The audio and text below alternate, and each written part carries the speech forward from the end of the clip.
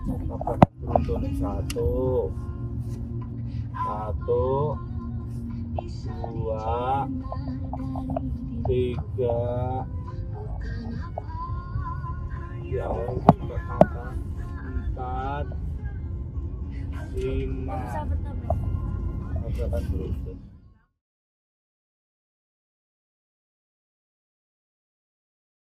Seorang oknum TNI nekat melawan arah di Jalan Tol Layang Mohammed bin Zayed atau Tol MBZ pada Sabtu 9 September 2023. Akibat aksinya itu menyebabkan kecelakaan beruntun yang melibatkan 7 mobil. Dalam video yang diunggah oleh akun X @bukang itu tapi memperlihatkan kondisi korban dan kendaraan pasca kecelakaan beruntun terjadi. Terlihat sejumlah korban terdampar di pinggir jalan tol. Di dekat mereka terdapat deretan kendaraan rusak pada bagian depan dan belakang akibat kecelakaan beruntun tersebut.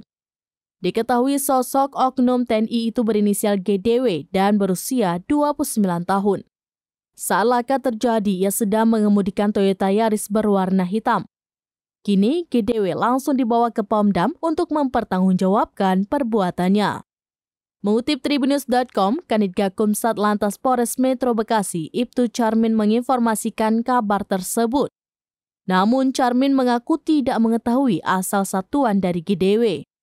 Diketahui kecelakaan itu terjadi pada Sabtu 9 September 2023 pada pukul 5:20 waktu Indonesia bagian Barat. Kecelakaan beruntun itu melibatkan 7 kendaraan di Tol Layang MBZ kilometer 25 Cibitung dari arah Jakarta menuju Cikampek. Kecelakaan tersebut disebabkan kendaraan Toyota Yaris warna hitam yang dikemudikan GDW berusia 29 tahun tiba-tiba melaju melawan arah saat melintas di jalan layang. Akibat kejadian tersebut 2 orang mengalami luka ringan dan 1 orang luka berat. Para korban pun langsung dievakuasi ke rumah sakit terdekat. Papan beruntun satu,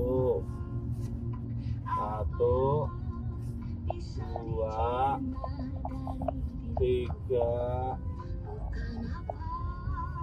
ya Allah, empat, lima, papan beruntun.